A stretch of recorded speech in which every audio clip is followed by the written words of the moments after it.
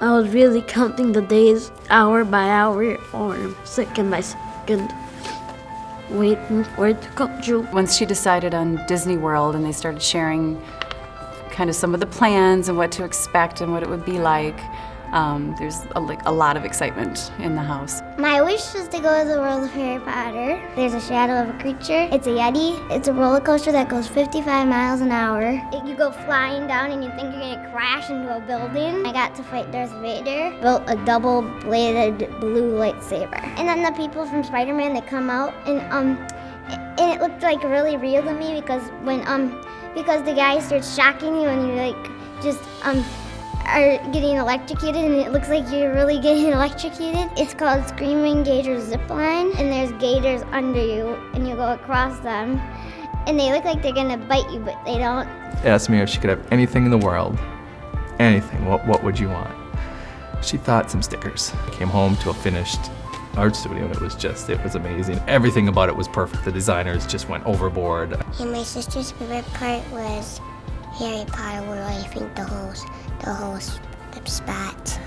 My wish basically was a fire pit outside with a pond over by it and the path to get back there and up to my deck.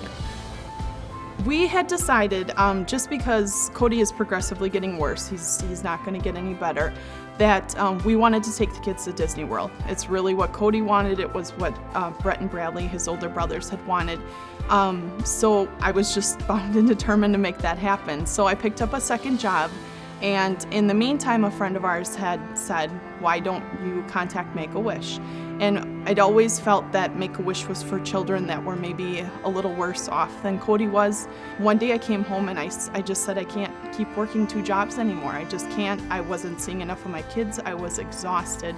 And their dad was feeling like I wasn't there that much. And that day I came home and just broke down and cried and went to the mailbox, and there was a letter from Make-A-Wish that they were going to grant Cody's wish. We went to Hawaii, and we got to go in a helicopter. We got to go swim with the dolphins. Got to go to a luau.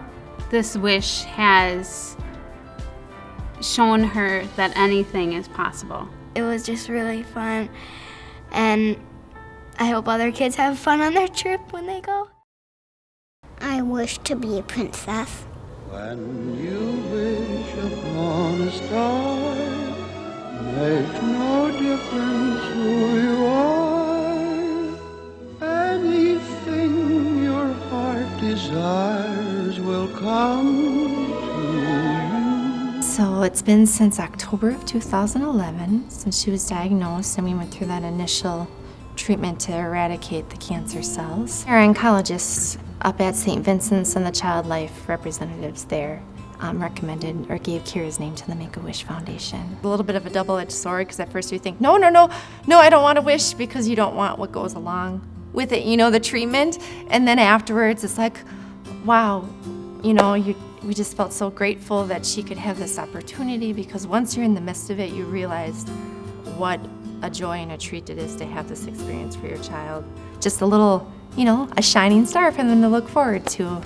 I got to meet Rapunzel and meet Ariel and Belle and Cinderella and Jasmine. Every day, I think my husband and I teared up both at least once, just because they were so amazing and how they treated the family at the Give Kids the World resorts. And you don't really know what to expect, and you go there, and it's very, very powerful experience. He went to bed Saturday with full sight and woke up Sunday blind in his right eye. And then they had us go down to Children's Hospital in Madison, and that's when our worst fears were confirmed that he had cancer. At one point, the doctor had said it's a life-threatening illness that he has, so he will have a wish granted. And quite honestly, at that point, that's probably the farthest thing from your thoughts or anything like that.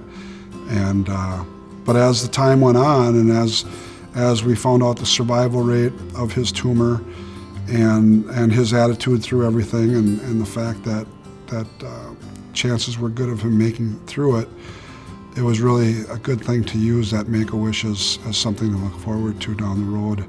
I had heard about a lot of people asking for trips, and I just kept thinking I wanted something that would stay with me forever. And he says, wow, you know what I'd really like to have, Dad, is a new trailer. And I started laughing is what I did. I said, yeah, that would be nice, but that'll never happen. I said, that's a little bit of a big wish. I was told we were going to go look at trailers, and when we got there, there was a whole party there, and a lot of my friends were there waiting for me, and they showed me the trailer that I was getting. When I was having treatments, I'd feel down and sick, but a lot of times I'd feel sick, and then we'd go up north and the fresh air and just being away from all of it and not thinking about it really helped me to just keep my head up. Jordan was a pretty accomplished wrestler before he got sick. He said before, no matter what, he says, I'm going to wrestle in January, and this is 2 months after his last chemo. And he took his braces off and he wrestled, and he ended up going 11-2. All of a sudden, my younger son had said, Mom, there's something wrong with Braden. We were in the waiting room and we were waiting for her, and she came out and she said, your son has a very sick brain. And she said, you're really only seeing part of the seizures. He's actually having seizures constantly.